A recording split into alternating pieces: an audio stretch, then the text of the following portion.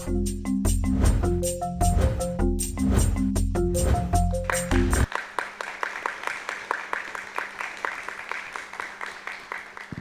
boa noite. Muito obrigado pela presença. Meu nome é Afonso Borges, eu faço o projeto Sempre um Papo há 32 anos em Belo Horizonte, aqui no SESC, em São Paulo, já há 12 anos, e mais algumas cidades brasileiras. Além do Sempre um Papo, eu podia pedir para você dar uma iluminada da plateia, fazendo um favor? Mais legal? E você diminuir a luz aqui no nosso rosto, para atrapalhar a gravação do Tavinho, que eu não estou vendo nada. Obrigado. Hã? Você veio, Maria Paula, que legal. Eu roguei tanta praga, nossa, vou ter que retirar as pragas todas. E, além do projeto Sempre um Papo, eu faço também o Festival Literário de Araxá, o FLI Araxá, que já está na sua 8ª edição, da qual a senhorita Heloísa Starling é também uma das curadoras. Ano que vem vai acontecer de 19 de junho a 23 de junho, no Grande Hotel de Araxá. Também no nosso YouTube, do Sempre um Papo, tem ali quase 400 e poucos programas de TV gravados ao longo desses 20 anos que a gente grava o programa. Nesse sentido, desde já eu peço autorização de imagem para vocês. Caso alguém não queira aparecer, por favor, avise. Caso alguém queira processar, processo Tavinho aqui, depois eu dou o telefone dele, tudo direitinho para processar aqui. Ele é bom de processo. E agradeço também o SESC, parceiro já há tantos anos, o pessoal aí da técnica que me suporta. A próxima convidada do Sempre um Papo aqui é a escritora Marina Colasanti, dia 23 de outubro. E semana que vem a gente está lá no SESC Santo André com a Monja Cohen. Mais alguma coisa que eu sempre esqueço? Sim, Heloísa? Não sabe. Conta para eles como é que a gente se conheceu. Isso parecia aquele programa que o Ziraldo tinha lá no TVE, você lembra? Eu não lembro, não. Isso é do seu século XVII. O Ziraldo tinha um programa no TVE, tempo. e toda vez que ele convidava alguém, ele falava mais que o entrevistado. Era sempre assim. Aí, no dia que ele convidou o Fernando Sabino, a primeira pergunta que ele fez, o Ziraldo respondeu antes de fazer a pergunta, ele falou: para, você veio aqui para me entrevistar. Você me entrevista, eu respondo. Eu conheci a Heloísa Starling em 1985, porque... desculpa. Longe, século XVII, mais ou menos, quando a Heloísa lançou Os Senhores das Gerais, livro no qual o René Dreyfus foi o orientador, não é, da tese. Foi meu orientador. E ali começou uma amizade desde então. E eu queria te pedir para começar disso, Elô, né? Fala um pouco desse período. Acho legal a gente retornar, principalmente com um pouco sem querer fazer um tributo ao René, já fazendo, um pouco do contexto de pesquisa do 1964, o poder da conquista do Estado e até o próximo. Ainda tem ali um tecido imenso de pesquisa para ser feito, né, Elô? Tem. É muito impressionante isso sobre a ditadura, porque o Dreyfus... ele faz uma pesquisa em que ele ele encontra no arquivo público, né, acho no Arquivo Nacional, o material sobre a atuação dos empresários no período que vai do fim de 62, 61, final de 61, até o golpe de 64 e depois. E como que os empresários se organizam para fazerem duas formas de ação política. Uma, como que eles vão elaborar um projeto de Brasil, né? E como que eles vão desestabilizar o governo de João Goulart. Então, o Dreyfus faz o levantamento desse material e para no golpe, né? É a primeira vez que se descobre, né, que o golpe militar e a ditadura não era uma ação só militar. Isso que hoje a gente incorporou ao nosso vocabulário, a ditadura civil-militar, isso é algo que que começa com o trabalho do Dreyfus. que vira um livro importantíssimo, é um divisor de águas nos estudos sobre o golpe militar, com duas características. Uma parte do livro envelheceu, eu acho, né? Porque é esse momento em que ele está fazendo análises de Gramsci, esse viés, a bolha acadêmica dos anos 80, eu acho que talvez não seja, hoje não seja mais o importante. O importante é a pesquisa que está lá e a análise que o Dreyfus faz sobre o papel dos empresários, como eles se articulam. Instituições internacionais também, com Obama. Isso. E como que eles se articulam, como que eles organizam as mulheres para ir para a rua, como que eles organizam os médicos, como que é muito impressionante o trabalho do Dreyfus. E eu fiz, e eu fui orientada. Então, ele é um grande pesquisador. O material, nunca mais ninguém voltou a esse material do Ips.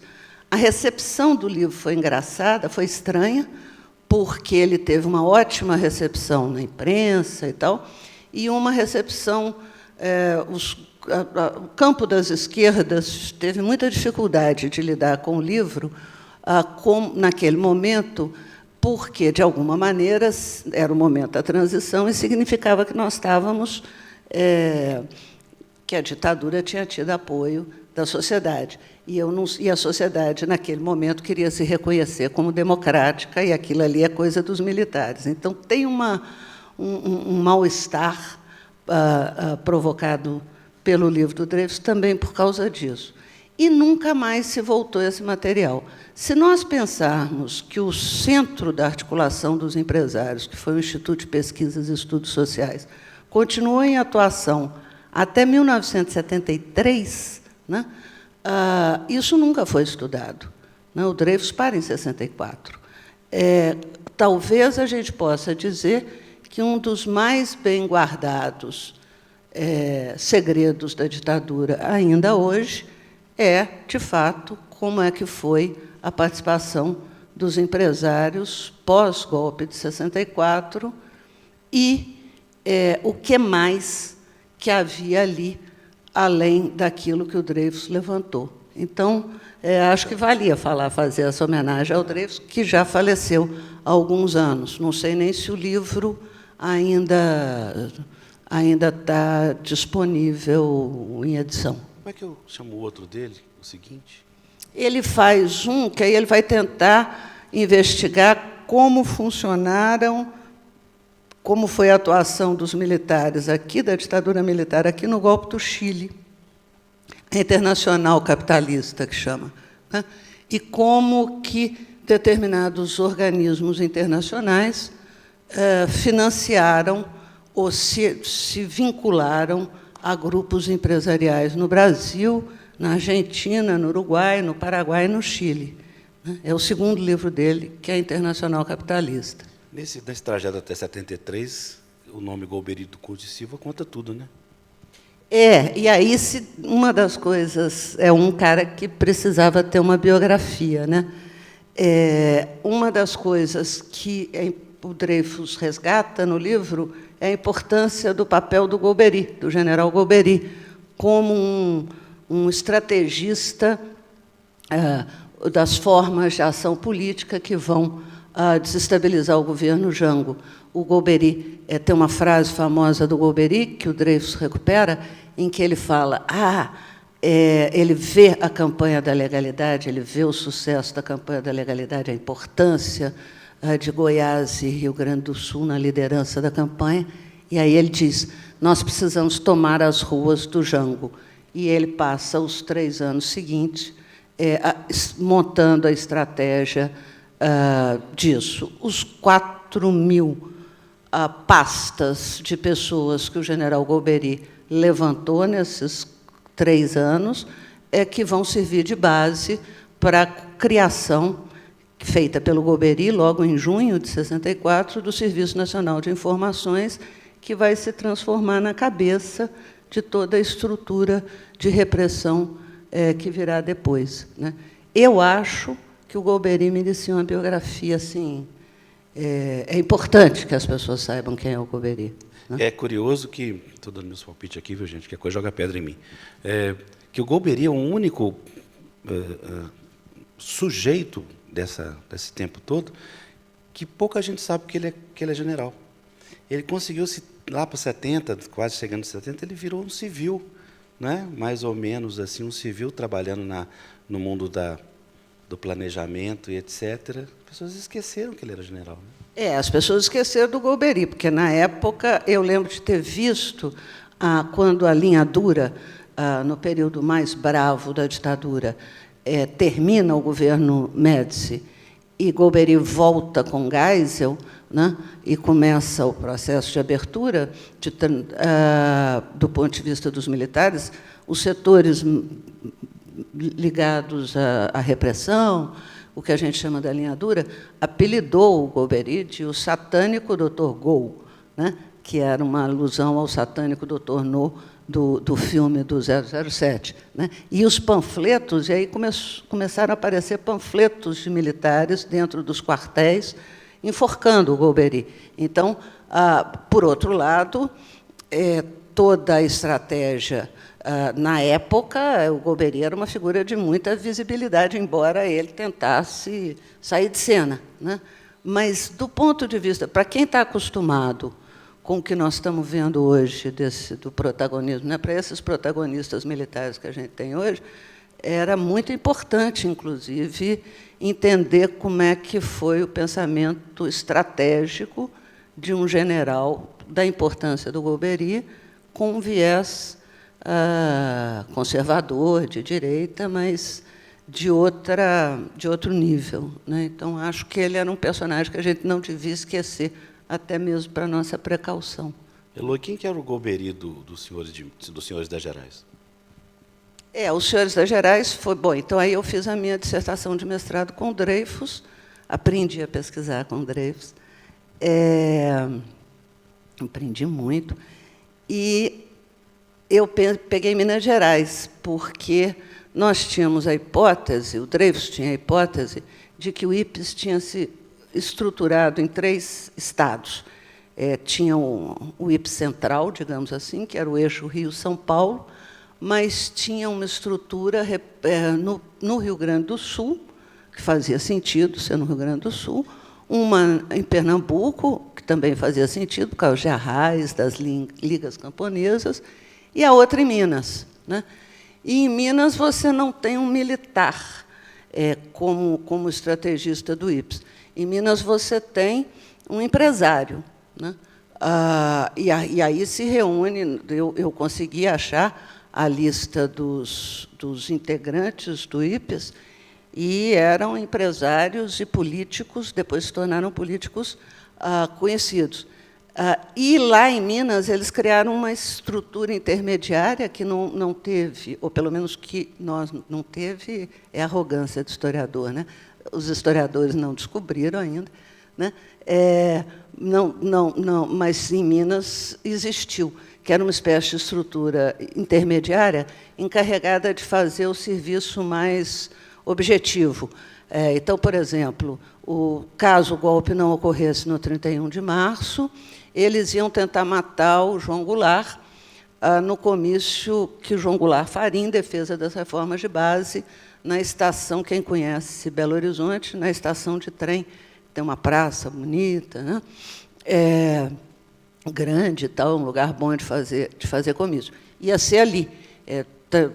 Ia ter um atirador, deu para saber quem era o atirador, aonde que ele ia ficar posicionado, num hotel, tal. E aí, essa estrutura intermediária que misturava a polícia militar, treinou a polícia militar para ações do Exército, para fechar a fronteira, para descer para o Espírito Santo, para subir para... Esse pessoal se autodenominava os Novos Inconfidentes. Era uma espécie de estrutura paramilitar, onde que fazia bolava esse tipo de ação. Né? Botar fogo no Arrudas para impedir um comício. Arrudas era o ribeirão que passava no centro de Belo Horizonte. Né? Reuniu os grandes proprietários de terra da região de Curvelo, Corinto. Então, tinha uma estrutura de conspiração ali complicada. Esses Novos Inconfidentes vieram a incorporar a época mais dura da ditadura? Sim, né? Seria o DOPS, digamos assim, né? Não, ali tinham médicos, tinha professor, tinha oficiais da Polícia Militar de Minas, que é uma polícia com uma tradição forte, uma polícia com algumas características próprias. O caso não tinha isso. O que aconteceu com os Novos Inconfidentes, eu também não sei, porque eu também parei em 64. E, quando eu fui fazer o doutorado, a minha ideia era continuar. E aí, lá no antigo UPERJ, eles chamaram a minha atenção, porque eu devia abrir mais a cabeça e não ficar só numa linha, e foi bom. Mas, no caso dos Novos Inconfidentes, ainda existe um jornal, um boletim, em Minas, dos militares da reserva, que se chama Os Novos Inconfidentes. Então, eu não sei exatamente quando que esse grupo se desfez ou como que ele foi incorporado para virar outra coisa. Vou ter que ficar fazendo pergunta aqui a noite toda? Uai, mas se você quer que eu faça o quê? Eu não tenho a menor experiência disso aqui. Estou morrendo de vergonha das pessoas. Tá chato isso, gente. Queria primeiro agradecer muitíssimo a presença do Cacá Carvalho e do Márcio Medina ali agora. Viu? Alegria ter vocês aqui com a gente. Vocês são um orgulho para a gente. Tá? Muito obrigado. Ele vira onça no palco, né? Ele fez uma peça, Meu Tio, o Iarautê, do Guimarães Rosa, né? Que é um conto do Guimarães Rosa, e eu fui assistir, né? E sentei lá e, de repente, falei, pô, o cara está virando onça, né? Aí eu entendi o Guimarães Rosa. Então, ele vira onça. Tá? Ele é muito bom. Diariamente, né, Cacá? Escracha logo, né? Assim. Vamos, então, tentar fazer como está sendo gravado para as pessoas, Elô, faz uma ponte dentro do conteúdo que você trouxe, das suas pesquisas saídas Enfim, como é que você teve essa ideia do livro? Não tive. Na verdade, desse livro, né, do Ser Republicano.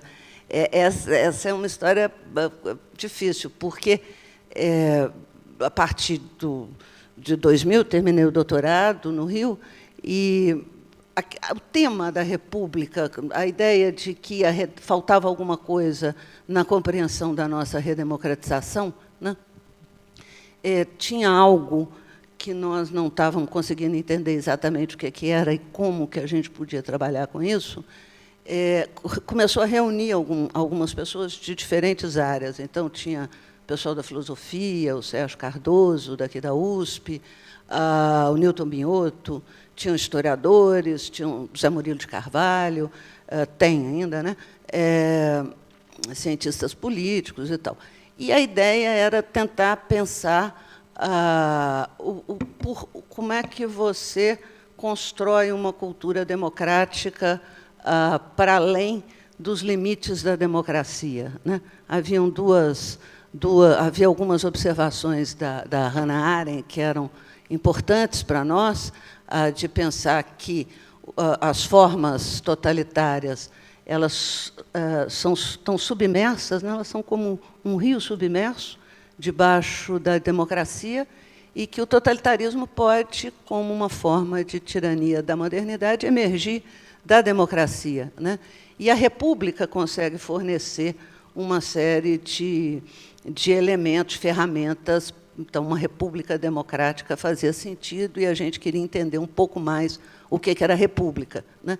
Teve uma discussão importante também na época, em que teve um plebiscito logo depois da Constituição de 88, e eu voltei a esse plebiscito agora, que a gente escolheu república ou monarquia, nesse plebiscito, acho que é 90, início da década de 90. E eu descobri, eu quero escrever sobre esse plebiscito, assim, um artigo, e eu descobri que tinha jingle, gente, para tudo. Então, para o parlamentarismo, para o presidencialismo e para a monarquia. Para a república, ninguém tocou no assunto, né? Então, é uma sensação assim de que existe um vazio republicano no Brasil. Então, e a gente começou a discutir isso e a estudar essa questão, a tradição republicana. Na outra perna, Aí tinha uma coisa de mineiro. Eu não entendia por que um negócio tão bacana, tão importante, uma história que para mim parecia tão importante, que era a Conjuração Mineira, né? Por que raios ela era subestimada por uma parte grande da historiografia, né? Mas também não sabia muito explicar isso. E a Conjuração Mineira tem um projeto republicano e tal. Aí, em 2008, eu fiz uma viagem com um dos maiores historiadores do Brasil para Ouro Preto, digamos, um dos 5 grandes. Vamos pensar que os 5 grandes historiadores assim que a gente bate continência: Boris Fausto, Ângela de Castro Gomes, não, esse, dos vivos, esse, que é o Evaldo Cabral, a Dr. Alberto da Costa e Silva, que faz a relação com a África, ninguém entende melhor das muitas Áfricas que nos habitam, e o Zé Murilo. E o Evaldo foi a Belo Horizonte e fomos a Ouro Preto. E ele começou a dizer que eu precisava, e fomos ele e um bando de estudantes, né? E aí ele começou a chamar a atenção para o fato de que havia um pensamento, um vocabulário republicano no Brasil no século XVIII, e que isso precisava ser estudado para que a gente pudesse pensar as nossas questões contemporâneas, né? Ele queria que eu estudasse Pernambuco, claro. Eu queria estudar Minas. Até hoje, nós dois temos esse problema, né? Mas ele tinha razão.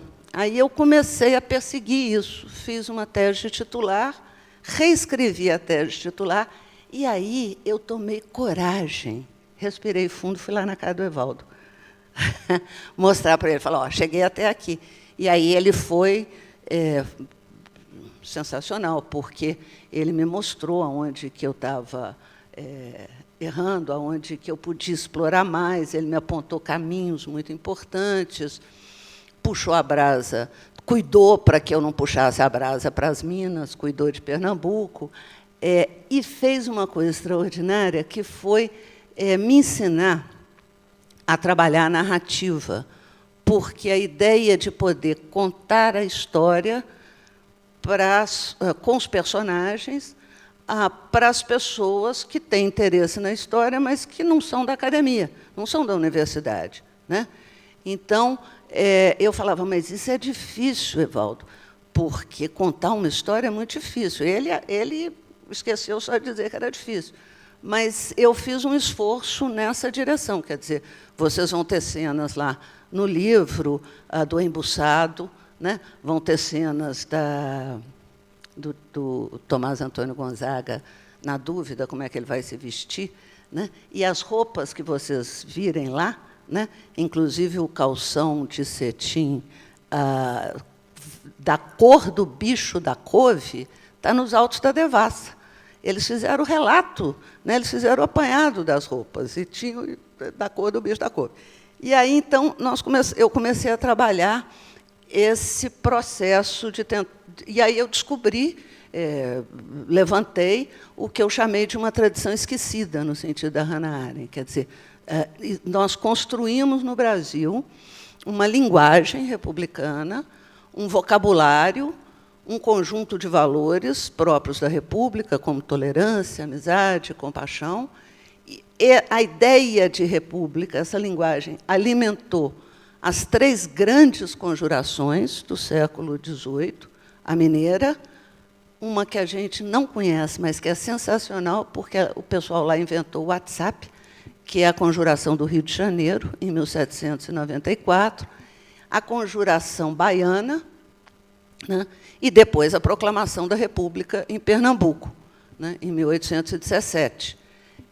E aí tinha uma segunda pergunta, que é por que essa tradição, que tem elementos tão fortes para que a gente possa pensar o nosso tempo presente, né? Não para repeti-lo, mas que nos traz questões que nos fazem pensar por que ela ficou esquecida e por que a República, que foi proclamada em 15 de novembro, a partir de um golpe militar, se tornou vazia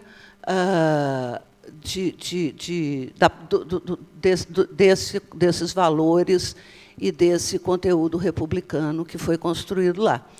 E a segunda coisa que me levou a fazer o livro era pensar, ou a terceira, era pensar isso, quer dizer, a República hoje no Brasil, ela é um assunto mal, né, é um esboço que não alcançou forma, né? Ninguém sabe o que é República. A palavra não soa oca, mas reparem que todo mundo hoje no Brasil é republicano, né? Mas como as pessoas não sabem muito bem o que isso quer dizer, isso soa oco. A dúvida que eu tenho, né, eu acho que o historiador vai ao passado com algumas perguntas que o presente coloca para ele, né? Nós estamos vivendo, eu sei que historiador é bom para prever o passado, mas ele viaja no passado com perguntas que lhe são feitas no presente. Nós estamos vivendo um momento forte de crise no Brasil, né? Nós estamos vivendo um momento, e essa crise nos produz angústia. A nossa democracia está em risco, né? Apesar de todo o esforço que nós fizemos a partir da Constituição de 88. Então, nesse momento de crise, a sugestão da Hannah Arendt é voltar ao passado, não porque nós vamos repetir o passado. A história é ingovernável. Ela não vai se repetir nem como tragédia, nem como farsa. Aí a Hannah Arendt falava isso para os historiadores ficavam furiosos. Como assim ingovernável? É ingovernável. Mas, se a gente fizer as perguntas ao passado, talvez a gente descubra alguns elementos que nos façam pensar sobre as questões hoje, né? E nos ajude a conhecer uma história que a gente não conhece, né? E as pessoas infundiram muito valor. Muita gente morreu nessa história, né? Nós não conhecemos a Conjuração do Rio de Janeiro. Nós não conhecemos a Pedrosada, em Pernambuco, quando a molecada de Pernambuco, a meninada de Pernambuco, cantava na rua versos em homenagem à Revolução do Haiti, né? Aposto com vocês, eu nunca tinha ouvido falar da Pedrosada, vocês também não, nem vem. Tá? Então, isso também é importante para nós, para que a gente entenda o nosso país não como falta, sabe? Aquele negócio assim, falta isso no Brasil, ou como aquela coisa folclórica, né? Mas o fato de que o povo brasileiro tem uma história extraordinária, e nós temos um legado que está esquecido, né? E que pode nos ajudar a pensar os valores e as questões que a gente quer fazer. Pensem, só um exemplo, posso? Estou animada aqui. Estou aborrecendo vocês, não? Olha só, pensa, em 1794, um grupo de médicos se reúne toda semana no Rio de Janeiro, na Sociedade Literária do Rio de Janeiro. E esses médicos definem, pela primeira vez no Brasil, a noção do bem comum.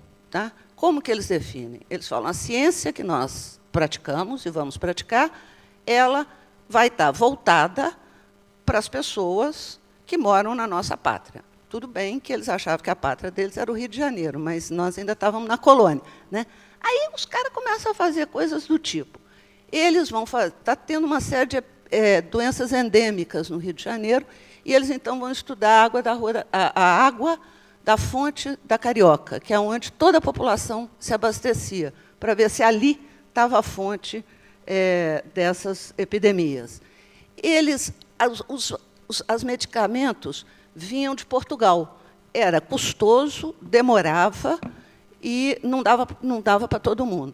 Então, eles fazem um livro, publicam um livro, em que eles fazem o levantamento das plantas medicinais, qual era a função delas e como que elas poderiam ser utilizadas pelos farmacêuticos, os boticários da época. Um outro estudo eles fazem em 1794, pensa. O outro médico lá, pensando no bem comum, na noção de bem comum, vai fazer o primeiro livro de estudo de química do Brasil. Ele está voltando de Montpellier, na França, ele está interessado nas descobertas de Lavoisier, e ele está desconfiado que, se eles aprenderem a mexer direito com a química, eles podem fazer alguma coisa de analgésico para a dor, porque a noção de bem comum deles inclui mitigador, né, da população. Então, vejam, como que a gente não sabe disso?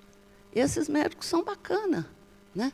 E é a primeira vez que nós estamos discutindo no Brasil a noção de bem comum, né, que é uma questão que nós precisávamos discutir hoje. Não precisamos fazer um livro das plantas medicinais, mas podemos pensar o que seria bem comum para nós, né? Então, deve ter a ver com o fundamento de Epicuro, né? Que diz que a profissão de medicina é para o bem comum, né? Mas isso não está lá, não. Os documentos que eu vi, eles não estão falando de Epicuro, não. Eles estão falando da população do Rio de Janeiro. A nossa pátria. Eles acham lindo chamar o Rio de Janeiro a nossa pátria. Mas por que criou o WhatsApp? Hein? Porque o bem comum é um conceito da tradição republicana. Então, você pode pensar que Epicuro está pensando isso lá na origem da tradição republicana, que é o conceito de politeia, né? Uma comunidade em que os homens vivem juntos dentro da lei e em liberdade. Mas esse é um conceito caro à tradição republicana, né? E o que eu estou querendo chamar a atenção é que ele está sendo cunhado no Brasil, ele está sendo pensado no Brasil e praticado no Brasil dentro dessa tradição. Do mesmo modo que a Conjuração do Rio de Janeiro vai usar o termo democracia, a noção de democracia, tal como nós a entendemos hoje, pela primeira vez. Tá? É a primeira vez que a gente vai ver a ideia de democracia sendo discutida nos autos da Devassa, da Conjuração do Rio, como nós entendemos hoje, né? A ideia de que não há fratura entre governantes e governados e que, portanto, todos têm direito a exercer o poder, né? Eles fazem essa discussão na cadeia, né? E eles vão pagar caro por essa brincadeira, porque eles vão ser presos, né? A repressão vai ser muito forte às três conjurações, e também a Pernambuco. Mas, então, o que eu estou querendo dizer é, nessas conjurações, nesses movimentos, eles estão construindo uma ideia de Brasil e uma maneira de pensar a coisa pública que pode nos dar boas ideias para pensarmos nós hoje, né? E que é uma história que a gente não conhece, eu acho. Você encontrou documentos tão importantes quanto o Auto da Devassa nos outros lugares para se referenciar? Sim. Essa é a sorte, e esse é o problema também, né? As três conjurações têm os autos da Devassa. Isso ajuda muito a situar. É perigoso, e a gente tem que olhar com cuidado, porque são autos da Devassa. Então, é uma fonte policial, né? Aí você corrobora. No caso de Minas, existem documentos esparsos, por exemplo. As pessoas elas mandavam, as ideias também estão circulando, né? Então, você começa a achar. Dois casos são interessantes. As pessoas da capitania mandavam cartas para os parentes em Portugal. Essas cartas são muito legais, porque eles contam, né, o que está acontecendo nos três focos da conspiração de Minas, né? Você encontra também questões muito, muito surpreendentes, por exemplo, que é você pensar a história do livro do Tiradentes, né? Como os estudantes de Coimbra trazem para o Brasil a compilação da Constituição das 13 colônias no período da Confederação. Então, cada uma das 13 colônias inglesas fez uma Constituição, algumas muito radicais e boas, como a da Pensilvânia, outras menos e tal. E isso é publicado num livro em francês, que traz, seguimos o livro, traz a indicação de que ele foi feito em Genebra, que era uma república naquele momento, né? Mas não foi feito em Genebra. Ele é feito em Paris mesmo, clandestino. E ele vem para o Brasil, tá? Com esses dois, vem 2 volumes. O primeiro volume, o Maciel encontra Tiradentes no Rio de Janeiro, entrega para o Tiradentes, né? E o Tiradentes anda com o livro para baixo e para cima para discutir o projeto de república que eles queriam, a ideia de liberdade, a ideia de felicidade pública e tal. E aí, o Tiradentes descobre que está sendo seguido. Aí ele entrega o livro para um soldado amigo dele, da tropa dele. e fala, leva para Cláudio Manuel em Vila Rica, porque Cláudio Manuel que vai fazer a Constituição da República. Claro que o soldado trai o Tiradentes e entrega para o Visconde Barbacena. Foi a nossa sorte. Né? Foi o azar do Tiradentes, mas a nossa sorte. O Visconde Barbacena surta quando ele vê um livro dessa subversão. Né? Como é que isso entrou aqui?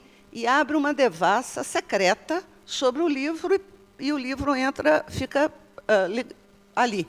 E aí, esse livro fica durante o século XIX, junto com todos os documentos da Conjuração Mineira, inclusive os autos da devassa, nos grandes sacos de linhaça que estavam depositados lá na Secretaria, no Rio de Janeiro. Quando chega o início do Vargas, um dos sujeitos lá que mexe com arquivo, abre esses sacos e fala, olha, teve mesmo a Conjuração Mineira, tem uns documentos aqui. E aí ele vê o livro e fala, um livro do século XVIII, todo marcado, porque a gente não sabe se foi o Tiradentes que marcou. E aí, agora vocês vejam a ideia dos caras, né? Santa Catarina está abrindo uma biblioteca nova, vou mandar o livro para lá, porque é um livro antigo, há de ter valor. Né? E escreve isso no livro, e manda. É um livrinho do tamanho um pouco maior do que um Moleskine. Manda para Santa Catarina. E na década de 80, lá fica. Na década de 80, o Tancredo visita o governador Esperidião Amin em Santa Catarina, e o Esperidião Amin, todo querendo enturmar com o Tancredo, fala, e aí, Tancredo, temos aqui uma coisa de Minas. Tancredo, que gostava da Conjuração Mineira, fala, o quê? Uma coisa, acho que foi de Tiradentes. Quando o Tancredo bate o olho, eu gosto de imaginar que o Tancredo virou para o Esperidião Amin e falou assim, você vai devolver por bem ou eu mando a tropa? Né? E aí o livro vai para o Tancredo leva de volta e vai estar lá no Museu da Inconfidência. Tá? Então, vocês vão... Esse sobreviveu. E o outro livro? Eu escrevi, há mais tempo, que o outro livro foi queimado na hora que o embuçado avisa que a tropa está chegando. O outro volume, o Cláudio Manuel, queima. Só que aparece, em 1817, um livro igualzinho, mas igualzinho, lá na Revolução de 1817, em Pernambuco. E aí vocês podem dizer para mim assim, mas qualquer pessoa podia ter mais um exemplar. E eu concordo. Eu tenho convicções, não tenho as provas ainda, porque junto com esse cara, junto com esse livro, tem um cara de Minas, que fugiu, que estava na franja da Conjuração Mineira, e ele foge de Minas no momento que a tropa chega. Ele era advogado, estudou com os caras que trouxeram os livros, voltou com os caras, era amicíssimo do Cláudio Manuel da Costa, chama Luiz Bustamante. É uma família importante em Minas, tem um advogado bacana lá, eu acho, ainda Bustamante. E aí ele foge, ele ia receber um cargo legal no Distrito Diamantino, casca fora, chega e vai, eu achei ele no Rio de Janeiro. Ele fica um tempinho no Rio de Janeiro e some. E aí, gente, ele reaparece em 1817, com 60 anos de idade, bacamarte na mão, comandando a tomada do Forte do Brum na Revolução. Ele é um das testemunhas da rendição do governador, e com um livro igualzinho. Então, a possibilidade de Cláudio Manuel da Costa, na hora que o embuçado avisou, a repressão, vem tropa, tenha entregue esse livro para o Bustamante, é alta. E esse livro vai ajudar, informar os pernambucanos que estão fazendo a primeira Constituição republicana, que é a Constituição de 1817. Então, vejam como que as ideias também, né, como que eu achava, não sei se vocês achavam isso, mas eu achava que nós aqui na colônia nós ficávamos escondidinhos, custava para saber das coisas, e as informações não circulavam. Circulavam, elas atravessavam o Atlântico, né, chegavam aqui as ideias da Revolução Francesa, chegavam aqui as ideias da Revolução Americana, e elas andavam pela colônia. Né? Então, subia para Pernambuco, descia para as Minas, ia para a Bahia. É muito legal. Esse livro existe? Está onde? Pois é, agora é por isso que eu não tenho as provas ainda, vou atrás. Porque, na hora que vem a repressão em Pernambuco, o companheiro Bustamante, ele vê que ele não tem mais para onde fugir. Tá? E não era bom ele ficar na colônia. Ele foge para os Estados Unidos. Eu preciso localizar lá. Tá? Então, falta esse pedaço, né? Para que a gente possa achar o Bustamante. Mas olha que história, né? Olha como é que as ideias circulavam. Tem uma coisa que vocês não vão acreditar, que é sensacional. Posso contar? Na Conjuração Baiana, gente, ela é muito interessante, porque ela tem um movimento de inclusão. Tinha tá? o Olodum lá na época, não, né? Hein? O Olodum na época, não, né? Não tinha. Mas tinha uma coisa mais legal. Olha o que esses baianos aprontaram. Ela era, das três, se os cariocas trabalham a ideia de democracia, os baianos trabalham como que eles vão incluir, né? Como que a democracia vai se alargar, né? E como que ela pode incluir a população pobre e os libertos de Salvador.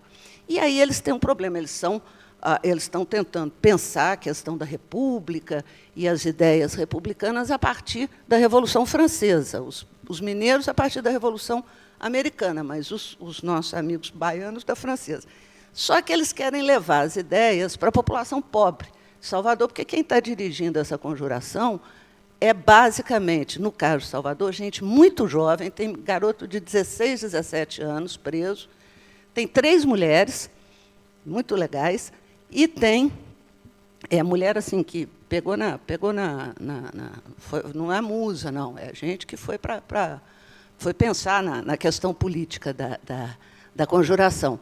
E tem essa discussão de como é que eles vão levar isso para a população pobre. Eles usam 2 estratégias. Uma são os panfletos. Eles pregam panfletos nos pontos de maior movimento entre a cidade alta e a cidade baixa. O povo reúne para ver que raio é aquilo. Um lê, o outro repete, vai juntando gente e o assunto vai funcionando. Mas eles acham que eles precisam levar, panfleto é pouco, eles precisam levar as ideias teóricas. Então, eles criaram, na Bahia, um negócio que chama livros manuscritos. O que eles faziam? Por exemplo, eu localizei um lugar de produção dos livros manuscritos que era um contrabandista sensacional que contrabandeava ouro, joia e tal.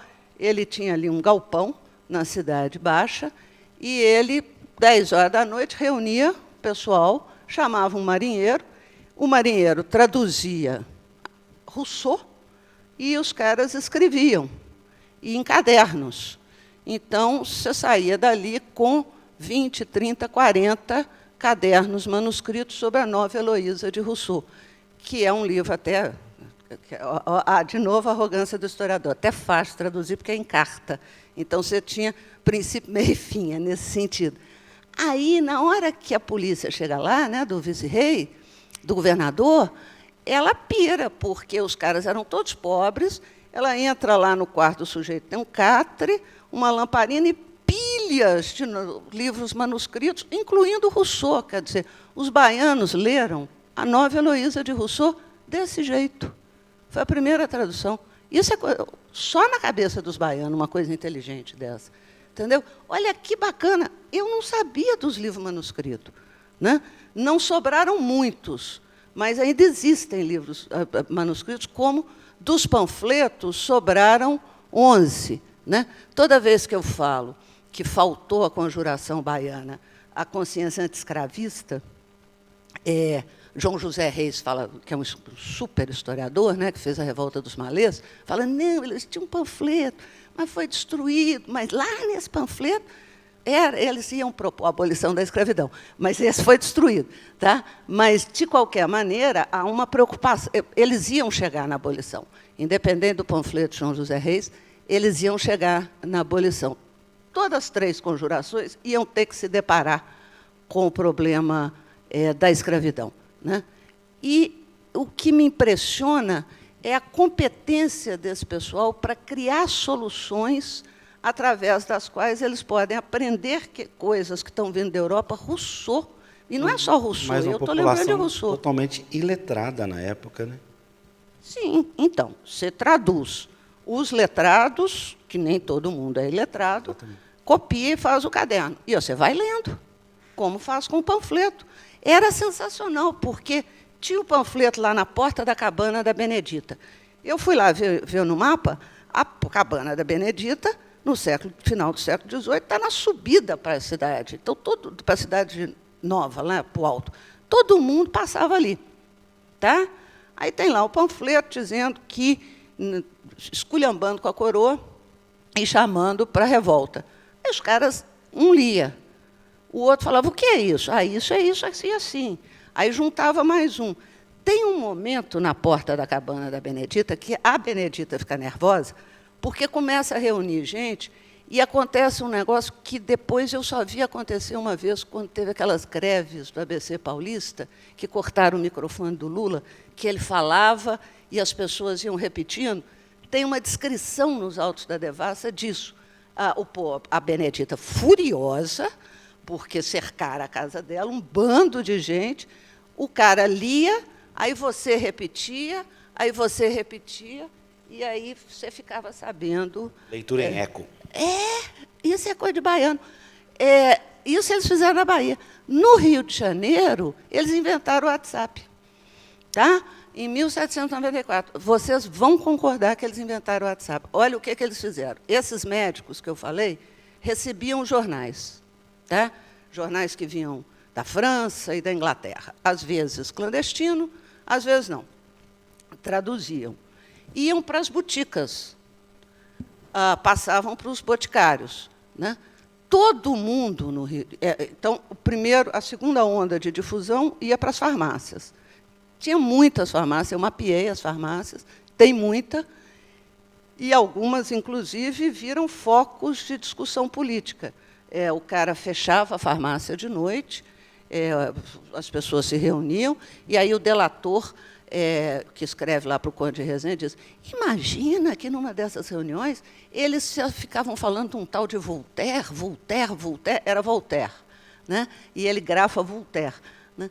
E aí, então, as boticas iam fazendo a discussão. Você chegava lá para comprar o seu remédio. Todo mundo, comprava o remédio. Está vendo? Tem sabedoria no hipocondria. Ô, Tati, está vendo aí a ideia de fazer uma livraria farmácia que eu tiro? É isso. Você tinha que esperar. Concorda comigo que você tinha que esperar? Porque era tudo manufaturado, assim, artesanal. Né? Aí você ficava sabendo das notícias. Né? Você ficava sabendo do que saiu nos jornais e tal. E aí vinha o terceiro elo, é aí que eles inventam o WhatsApp. Porque aí as pessoas iam contando isso no centro do Rio de Janeiro. Então, na hora que o Conde de Rezende começa a repressão, ele tem uma hora que ele fala, olha, isso é coisa do diabo. Porque ele não consegue parar a repressão. Porque ele prende você. Aí você fala, não, tudo bem. Tal. Agora, ali atrás do chafariz do Mestre Valentim, tem um pessoal. Aí ele vai lá. Mas na praia de Dom Miguel tem mais um pessoal. Mas você não prende uma ideia. É isso que o Conde de Rezende não conseguiu descobrir, é isso que o WhatsApp fez, o WhatsApp dos carioca, entendeu? Então, as ideias iam circulando, ele vai enlouquecendo, ele começa a prender todo mundo, ele fica desesperado, ele fala, luciferinas assembleias que esse povo está fazendo aqui, porque a discussão está acontecendo. Isso não derruba o Conde, mas isso deslegitima a monarquia portuguesa. Isso prepara o caminho. E é muito legal vocês verem também no WhatsApp como é que o pessoal entendia o que era a República. Porque aí você prende o sujeito que faz lá, calefa o chão do navio. Prendeu o sujeito. Aí o sujeito fala, não, eu sou republicano porque numa república come-se bem, né? Não é igual aqui. Tá? Aí, então, você começa a sacar, você começa a perceber quais são as demandas da população pobre. Né? Aí o outro fala assim, não, eu sou republicano porque as repúblicas pagam as suas dívidas. Né? Aí o outro fala, não, os franceses fizeram muito bem de matar o rei, por que só uma pessoa que vai governar? Né? Então, você começa a ver como que é recebida, não pelos letrados só, ou pelos intelectuais, mas como que essa população, no caso do Rio de Janeiro, urbana, né, como é que ela está recebendo a ideia de república, como é que ela está traduzindo a ideia de república de acordo com as suas necessidades. Né? E eu estou falando demais. Né? Muito. Pois é. Vamos passar para as perguntas, gente? Quem quer fazer pergunta? Tem um microfone aí? Ah, está ali em cima, está descendo. Mas fala assim, na questão das datas, né, que se sucederam a esse momento do seu livro, como é que as ideias de república foram passando para frente, digamos assim? Você tem 3 momentos fortes. Um momento que é no século XVI, XVII, que a ideia de república desembarca no Brasil, né, com Frei Vicente do Salvador, dizendo, que é o nosso primeiro historiador, dizendo que nessa terra não tem repúblicas, porque o projeto colonial português é predador, né, e, portanto, ninguém está preocupado com o bem comum. O Frei Vicente do Salvador está entendendo como república a boa gestão da coisa pública, daquilo que é de todos. Vejam que é uma ideia que nós somos capazes de reconhecer, né? Depois tem um documento, também no século XVII, do governador de Pernambuco, Dom Pedro de Almeida, em que ele está muito preocupado com um quilombo que tem lá que chama Palmares. E ele faz ele encomenda um relatório imenso sobre Palmares e, evidentemente, ele não conhece a dinâmica dos estados africanos, mas ele sabe o que é uma república. E aí ele diz que Palmares é uma república, né? E ela é uma república porque ela é uma comunidade em que todos são iguais, geridos por lei. E aí ele vai definindo a república nos seus princípios gerais, né? Então, os 2 conceitos fortes de república, né, os 2 significados, de república, a ideia de que nós estamos lidando com a boa gestão da coisa pública e a ideia de que a república é uma comunidade de iguais, regida por instituições que garantem a lei, a justiça e a liberdade dos indivíduos, né, e que dispõe de um conjunto de valores como amizade, compaixão ou tolerância, está lá, que é o que permite que a gente viva junto, né, sem nos matarmos. O governador de Pernambuco identifica em Palmares. Então, os 2 conceitos, os 2 significados fortes da ideia de república desembarcam aqui no século XVII. O segundo momento é quando os funcionários do rei e os colonos mudam o significado e associam república à sedição. Tá? E aí a república passa a significar uma coisa perigosa para a coroa, porque significa que os colonos estão dispostos a viver por sua conta, né? E aí nós vamos ter 2 eventos onde essa ideia é muito forte. Um que é a sedição de 1710, em Olinda, que faz parte daquilo que todo mundo aprendeu na escola, eu acho, como Guerra dos Mascates, né, que é tirado de um romance legal do Zé de Alencar, viu, gente? Pode ler o romance. Essa história de Guerra dos Mascates vem do romance do Alencar. E depois a sedição de 1720 em Vila Rica, que nós aprendemos como a revolta do Filipe dos Santos. Nesses 2 projetos tem essa associação entre república e sedição. E o terceiro momento é quando a linguagem republicana é constituída com um vocabulário que são as 3 conjurações. O quarto momento, quando Pernambuco proclama a república e se vê às voltas com a necessidade de ter que fazer uma Constituição e ter que discutir como é que a república vai se organizar. 2 coisas que são legais nessa história, para vocês pensarem como é que as ideias andam, né? Uma é nós pensarmos que, lá na Conjuração Mineira, eu falei dos cariocas, posso falar dos mineiros, né? Falei dos baianos, falei dos pernambucanos, falei dos mineiros. Tem lá uma primeira vez que se pensa em fazer uma bandeira na Conjuração. A bandeira é a forma simbólica mais importante que esses conjurados têm, né? Porque ela dá compreensão a todos, né? Então, eles fazem uma reunião e o Cláudio Manuel da Costa propõe fazer uma bandeira que tem um desenho lá de rebentando umas correntes e uma legenda embaixo, em latim, que diz que aquilo que dá a vida dá a liberdade. E eu fiquei meio encafifada com isso e fui procurar. Bom, achei. Lá na Revolução Inglesa, de 1640, tem um grande panfletário, um grande escritor, que é o Algernon Sidney. o último panfleto do Sidney começa com essa frase, né? Exatamente como Cláudio Manuel está usando e como ele continua nos Autos da Devassa. É um panfleto inacabado, porque Sidney tem o fim da Revolução, da revolta, da primeira fase, a monarquia volta, ele vai clandestino para a Inglaterra para tentar derrubar a monarquia de novo e vai ser preso na Torre de Londres e vai morrer na Torre de Londres e o panfleto fica inacabado. Em 1715, esse panfleto vai ser reeditado. As obras do Sidney são reeditadas nas 13 colônias inglesas. E os colonos ficam loucos. Ele se transforma quase que num herói da liberdade, uma inspiração de liberdade para a Revolução Americana. Para vocês terem uma ideia, tem testamento de líder da Revolução Americana que diz que vai deixar para o filho, não sei se o filho gostou da ideia, mas é bonito o que o cara fez. Ele deixa para o filho, quando meu filho fizer 16 anos, o livro do Sidney, Que a Mão da Liberdade Pouse sobre Ele, né? Esse dístico é o que o Cláudio Manuel da Costa está usando. O Jefferson vai usar esse dístico no brasão pessoal dele.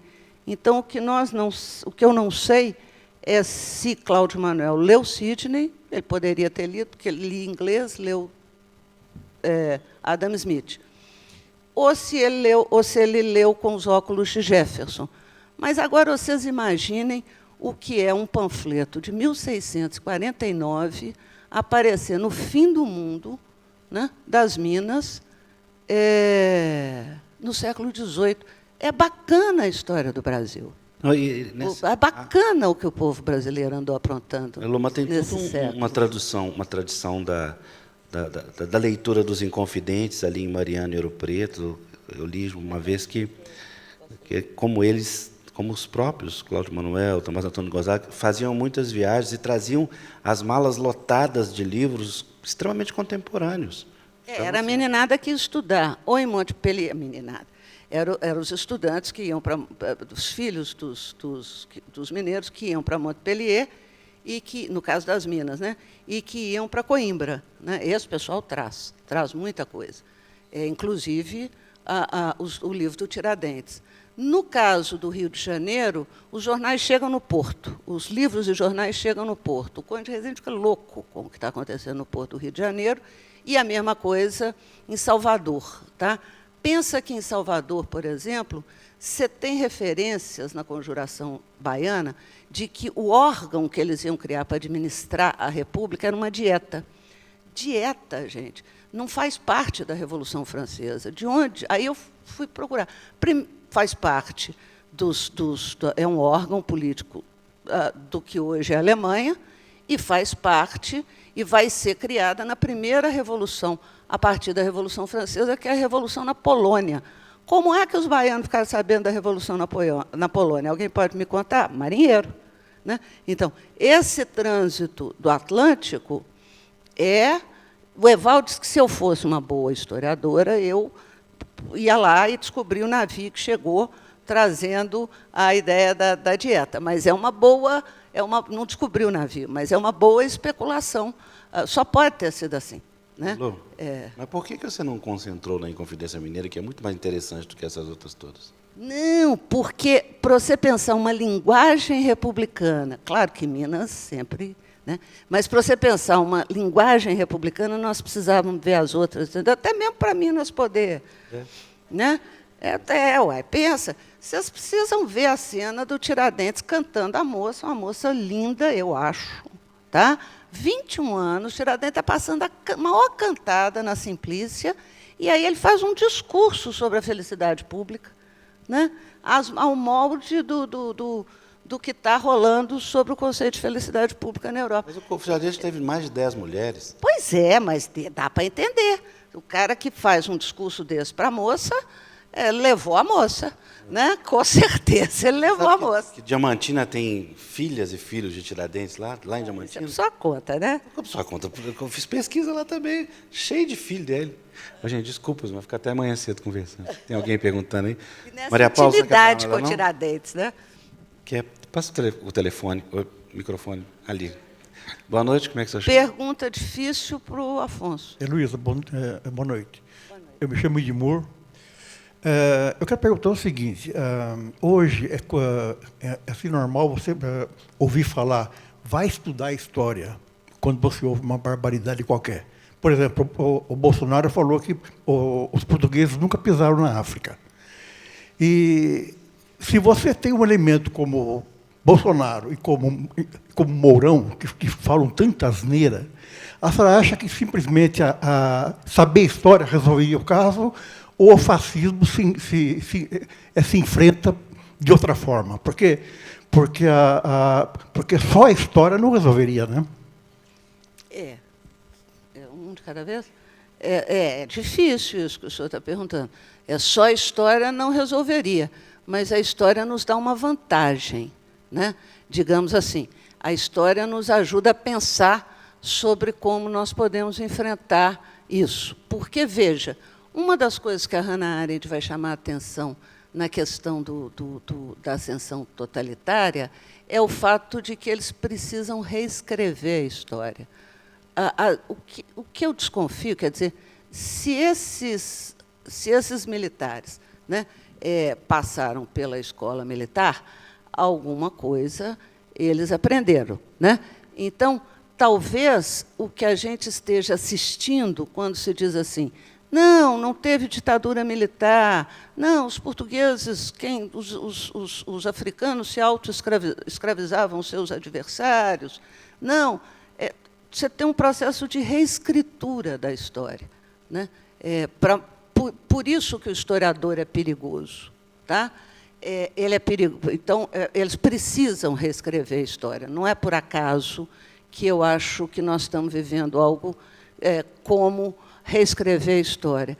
A segunda coisa o historiador é perigoso e a história é perigosa porque, quando a gente olha para o passado, né, o que nós fazemos? Nós trazemos determinados eventos, que é um pouco o que nós estamos fazendo aqui, né, de liberdade, de valores, nós recordamos. Recordar significa chamar de volta ao coração, né? E se nós chamarmos de volta ao coração do presente o brasileiro que nós fomos, nós podemos pensar sobre o brasileiro que nós somos ou deveríamos ser, e sobre um país que tem que ser melhor que o Brasil que nós temos hoje. Entendeu? Então, acho que o historiador é perigoso. E a história, muito. Nossa, falou bonito, hein, Elô? Falei? Muito. Nossa. Eu não... Maria Paula Dallari. Bom, eu estou achando muito bom. Heloísa, obrigada por essa aula, por esse passeio. Afonso, é ótimo ouvir vocês. Eu vou fazer duas perguntas. Uma, eu sei que os historiadores não gostam, porque é meio sem método, você pegar alguma coisa da história e tentar usar agora. Mas, data vênia, eu vou perguntar assim mesmo. A partir do seu começo, porque você disse que você começou a estudar com o René Dreyfus e estudou 64. Eu tenho a impressão que o que a gente faz, o paralelo que a gente faz com os militares de 64 e de hoje, é forçado. Porque os militares, em 64, eles tinham toda uma legitimidade que vinha desde o começo da República, a ideia de que eles seriam os portadores da salvação nacional. Tinha uma expectativa, uma coisa em torno dos militares, completamente diferente do que tem hoje. E eu desconfio, é uma intuição, que acho que no mundo, desde o Vietnã, pelo menos, os militares se deslegitimaram. Eles não são salvadores da pátria em lugar nenhum mais. Então, eu queria que você comentasse isso. Essa passagem, mesmo que o Bolsonaro chegue e tudo, eu acho que ele não carrega, não vai carregar e não vai ter na instituição das Forças Armadas e tal a legitimação que já houve no Brasil, que dava para eles essa prerrogativa de serem os portadores da salvação nacional. Isso é uma pergunta. E a outra é uma curiosidade minha. Se você, nessa sua pesquisa histórica, que eu sei que é sobre a República, se falava em república, se falava em democracia. Se tinha menção à democracia, como também expressão desse bem comum ou da coletividade, ou não, era uma coisa ou outra. Então, de trás para adiante, tá? Na Conjuração Mineira, não. Na Conjuração Mineira, você fala em igualdade, né? E faz um mecanismo similar ao do segundo Congresso da Filadélfia, embora eles não tenham assistido o segundo Congresso, que é a ideia de que todos são iguais, mas nem todos têm competência para governar, que é o raciocínio dos federalistas, né? Lá nos Estados Unidos. Eles estão próximos dessa discussão. No Rio de Janeiro, o termo democracia é usado como democracia, né? O que provoca ainda mais horror na coroa portuguesa, porque o que o Rio de Janeiro está dizendo é que não existe fratura entre governantes e governados, e a isso chamamos democracia. E, como todos são iguais, todos têm o direito de governar. Então, o que eles estão pensando é uma república democrática. E o termo democracia é utilizado, eu porque não estou aqui, mas lá no livro tem um líder da Conjuração Baiana que fala mais ou menos o seguinte: olha, na hora que você for conquistar adeptos para a revolta, você diga o seguinte, que nós estamos intentando uma revolução, que esta é uma revolução democrática e que nós vamos criar uma república democrática porque nela vão poder governar brancos e pretos, sem distinção de cor, e sim de juízo. Tá? E é melhor viver assim do que ser governado por tolos. E eles vão aderir imediatamente, depois que você falar isso. Mais ou menos é esse o documento. Então, as duas já trabalham a noção de democracia muito próxima do que nós entendemos hoje. No caso dos militares, eu penso que você tem 3 momentos muito claros. Quer dizer, a Primeira República é o momento em que você tem lá, que você vai ter, inclusive, toda essa movimentação do tenentismo, da coluna Miguel Costa, Prestes. É como se são militares cidadãos. Eles têm uma identidade com o cidadão brasileiro. A República é oligárquica. Eles não conseguem muito bem pensar um projeto disso, mas são contra as oligarquias regionais. Então, você tem uma série de a Primavera de Sangue e tal. Esse é um momento. Né? A partir de Vargas, a partir do Estado Novo, você tem uma modernização do Exército, e aí sim. Né? Aí o general Góes Monteiro e o general Dutra, como os principais artífices desse processo, eles vão criar uma modernização do Exército, das forças, estou pensando no Exército, mas das Forças Armadas, e vão produzir a ideia de que elas são o poder, elas têm legitimidade para defender a nação todas as vezes que a nação está ameaçada, né? Para a gente simplificar. Tá?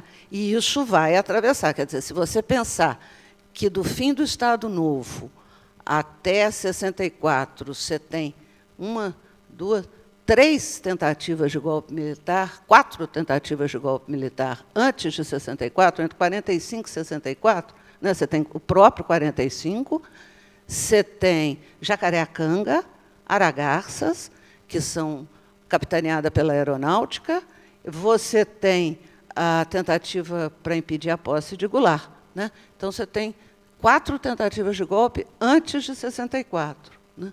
Agora, tem também uma diferença em 64, que é o fato de que esses militares com esses empresários eles tinham um projeto de Brasil. Esse pessoal hoje não tem. Né? Não há nenhum projeto de Brasil aí. Né? Há um conjunto de princípios autoritários. Eu acho que tem uma coisa nova, né, acontecendo hoje, o que não é bom, né, que é você pensar militares sem nenhum projeto, né, para o país, com uma fala claramente autoritária, e isso não tem nenhuma consequência, nenhuma. Né? Então, o sujeito diz, olha, não tem legitimidade, se for urna eletrônica, não tem legitimidade. Então, nenhuma vez que ele foi eleito, Haddad disse isso. Acho que foi Haddad que disse isso. Alguém disse isso. Uma vez que ele foi... Mas ele foi eleito um tantão de vezes pela urna eletrônica, ele não tem legitimidade. Então, você faz uma série de ameaças. Eu vi na Globo News o general Mourão, né, dizendo que do autogolpe, como o cara mais limpa desse mundo. Né? Tem uma canção, uma marchinha de carnaval, porque tem uma coisa que os militares fazem. Bom, então, é isso. Eu acho que tem uma diferença que mostra um traço totalitário hoje que não tem em 64. Mas tem uma coisa que é comum, né? Que é a tendência, a insistência dos militares de saírem do seu campo de atuação profissional e intervirem na política porque acima dos civis, né? Tem uma marchinha de carnaval que foi feita em 1951, fez muito sucesso, e ela é diferente de tudo, que, se vocês forem ouvir, ela tem um ponto de macumba, né, um ponto de candomblé, que é um canto da guerra, do orixá da guerra, que eu acho que não é é o orixá da guerra, tá? Ela é feita por 3 compositores e ela se chama General da Banda, né? O general da banda ele está debochando da patente mais alta nas 3 forças, são oficiais generais na Marinha, na Aeronáutica e no Exército. E ele tem 2 coisas, então ele está dizendo algumas coisas na canção, embora ele não possa prever o futuro, tá? E que é uma sátira aos generais, porque, inclusive, o cantor, que é o Blackout, ele só se apresenta vestido de general com uma farda verde brilhosa, cheio de medalha de latão, alamares e tal. E aí o refrão da canção é Mourão, Mourão, cutuca por baixo que ele vai. Tem 2 Mourões depois que a de 1950, né? A ideia de que há uma tendência, né, há uma disposição dos militares, uma vez cutucados por baixo, em ocupar um espaço que não é deles, parece que foi bem vista pelos compositores da marchinha. E isso está na história do Brasil desde o golpe de 15 de novembro. Tá? Elô, fala um pouco da importância da literatura, da poesia no ideário desses inconfidentes, desses conjurados. Isso vai aparecer. No caso. Isso aparece no Rio e aparece nas Minas, né? Nas Minas é onde aparece mais. Quer dizer, os letrados mineiros, imaginem vocês, lá no século XVIII, em Vila Rica, né, sendo letrado, tá? Quer dizer, gostando de conversar de poesia e tal. Né? Então, o Cláudio Manuel da Costa, que é o mais antigo, ele monta uma espécie de ele faz uma turma. Né? Clube do Livro. E ali você tem 3 grandes poetas, né, que é o próprio Cláudio Manuel, que faz um poema muito bonito sobre a Vila Rica e sobre a questão do bom governo. Tem o Tomás Antônio Gonzaga, que é o mais popular deles, porque tem um tom mais popular e que faz, junto com Gonzaga... Eu acho que tem uma ajuda ali do Cláudio Manuel e do Alvarenga, mas o Tomás Antônio Gonzaga faz, em versos, o mais importante denúncia da corrupção no século XVIII, que são as cartas chilenas. Né? As cartas chilenas valem muito a pena, porque acaba com o moralismo. Né? A grande discussão das cartas chilenas, que nos ajuda a pensar hoje, é como que você pensa a questão nas instituições do Império Português, e não numa pessoa ou na outra. O governador é corrupto, mas, se eu esgotar no governador, eu não vou resolver o problema. Né? Eu não vou chegar à política, eu vou ficar no nível da moral. Né? E as cartas chilenas são engraçadas, porque ele debocha. Né? Ele debocha da venalidade daquela estrutura de poder que tem em Vila Rica. Né? E o terceiro grande poeta, que é o Alvarenga, Peixoto, que faz talvez o poema mais bonito, mostrando a questão da escravidão. Né? Os poetas mineiros podem não ter a compreensão do pensamento anti-escravista, mas eles têm a compaixão, né? E operam com isso, que é o fato de eu me identificar. A compaixão é um valor da República, desde Rousseau, que é o fato de eu me identificar com a dor do outro, não importa, reconhecendo no outro um igual a mim. Né? E e o poema de Alvarenga vê isso nos escravos, né? Então, essa ideia de que os escravos não estão mais naturalizados, nem são coisas, aparece um pouco em Tomás Antônio e aparece muito em Alvarenga. E o outro grande poeta é o líder da Conjuração do Rio de Janeiro, que, claro, que é um mineiro, que os cariocas não iam fazer uma conjuração bacana dessa sozinhos, né? Que é um poeta que se chama Manuel Inácio da Silva Alvarenga. Esse poeta é muito legal. Ele, em volta de Vila Rica, tinham 11 vilas para alimentar a Vila Rica, e algumas continuam até hoje. Ele nasce numa delas, que é uma cidadezinha que merece ser falada, porque ela se chamava Casa Branca, e passou a se chamar o nome do livro desse poeta, Glaura. Então, hoje ela se chama Glaura, vocês podem ir lá, é linda. E vocês vão chegar na cidadezinha, eles puseram trechos dos poemas de Manuel Inácio no caminho. Então, você vai chegando em Glaura e com poesia, né? O Silva Alvarenga é bacana demais por duas razões. Uma, ele é uma das matrizes da canção popular brasileira. A poesia dele tem um tom de serenata, uma capacidade de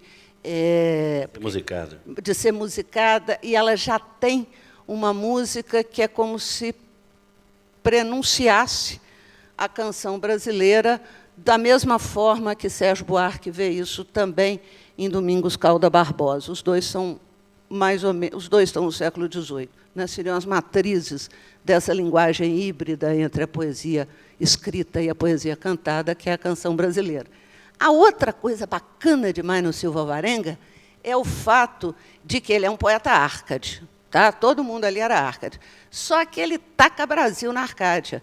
Então, aparece no meio da Arcádia dele, dos pastores, com os carneirinhos e tal, aparece morcego, onça, cobra, tanajura, nuvens de tanajura, entendeu? As ninfas do Parnaso, tem um poema dele sensacional em que as ninfas do Parnaso estão lá dançando, e aí você leva um susto, porque elas estão dançando em volta de pé de caju, pé de manga, sabe? Então, ele é o primeiro Árcade que vai... Acho que Antônio Cândido fala isso, claro que vai falar isso muito melhor do que eu. Ele vai fazer uma coisa bacana demais, gente. Ele vai botar o Brasil dentro do protocolo da Arcádia. E depois Tomás Antônio Gonzaga vai fazer isso, e o próprio Cláudio Manuel da Costa, quando falar que as ninfas lá do Tejo e do Mondego, em Portugal, vão ter inveja das de Minas, porque as de Minas polvilham de pó de ouro a carapinha negra, né? E aí elas vão ter inveja da gente. Mas antes deles foi o Silva Alvarenga. Quer dizer, os cariocas não iam fazer, né? Vamos combinar aqui. Aqui, fala da questão das mulheres, já que a Tatiana que vai perguntar, né? A Tati? Fala da questão das mulheres nesse contexto, por a Bárbara Leodato. Senhora Tatiana Rubim. Obrigada.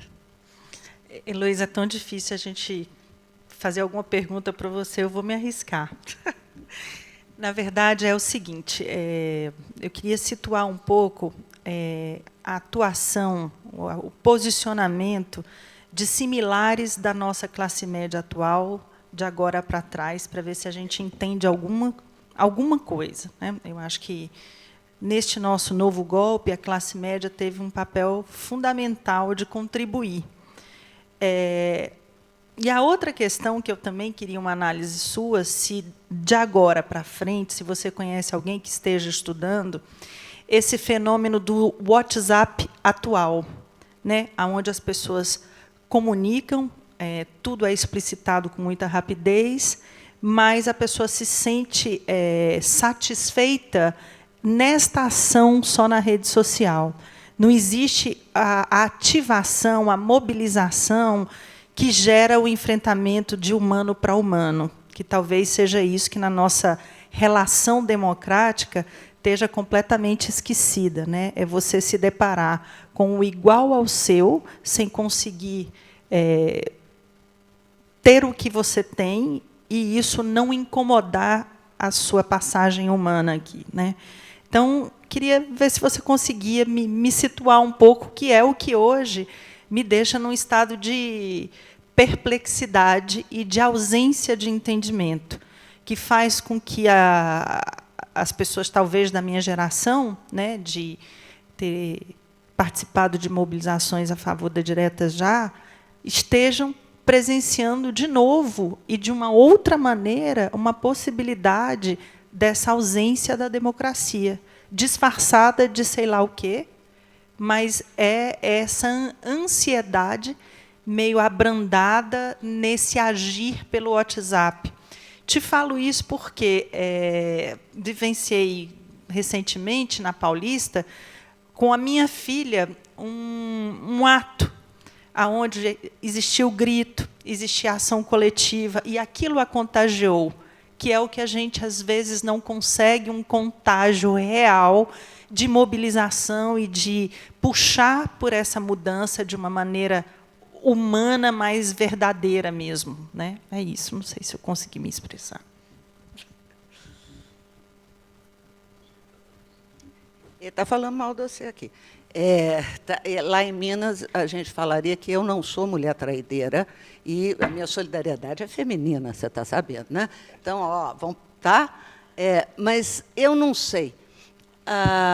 Mas, quer dizer, eu tenho pensado muito nessa formulação, quer dizer, nisso que eu falei para a Paula, de que tem algumas questões hoje no Brasil que não têm referência na história do Brasil, né? Seria confortável a gente ver uma similitude com o golpe de 64, porque a gente sabe que saiu dele. Então, né?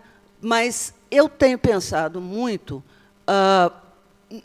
naquilo que eu acho que dá para discutir a partir da Hannah Arendt, que é você pensar os elementos próprios de uma forma de dominação da modernidade, que é totalitária, que se realizou lá nos anos 30 sob a forma histórica do nazismo e que subjazem, né, como correntes subterrâneas, fragmentos, né, na democracia. Tá? Em regimes democráticos. E eles emergem, né? Um desses elementos que ela está analisando, e que eu acho que tem a ver com essa solidão que você está dizendo, é a capacidade dos indivíduos de se transformarem em massa, né? Ou seja, viverem uma situação de tamanho isolamento e solidão, né, em que eles só se reconhecem no idêntico, que Hannah Arendt não viu nada do que nós estamos vendo, mas que teria alguma analogia com pensarmos essas bolhas em que a pessoa vai para a internet ou para o WhatsApp e fica ali falando com o seu igual e achando que, com isso, ela está mascarando a sua solidão, né? E isso permite que você faça aquilo que o Eugênio Butti define tão bem, que é como que você cria ideologia, como que você cria uma determinada versão dos fatos que não precisa corresponder à realidade, igual aquele, ele estava dizendo ali, né, do falseamento da história, não precisa corresponder à realidade, porque se você aceita a premissa, você vai embora, né? E, portanto, você é alimentado por aquilo ali. Então, você acha que você está muito acompanhado e, na verdade, você está imerso em solidão. Não sei se eu consigo me fazer entender, né? Isso é alimento para o totalitarismo. Tá? Por quê? Porque você elimina qualquer possibilidade de pensamento, né? O pensamento é a nossa capacidade de lidar com, girar o objeto e ver as outras possibilidades dele, nem que seja para reafirmar o nosso argumento, mas eu tenho que ser capaz de ver o outro, né? Eu não tenho outro na minha frente, eu só tenho o que é idêntico. Então, eu estou habitada ali por um vazio de pensamento. O que resolve? Quer dizer, isso é um elemento, né, forte hoje. E isso produz intolerância, alimenta a intolerância, porque eu não posso permitir que a premissa seja desmascarada, porque o meu mundo vai ruir.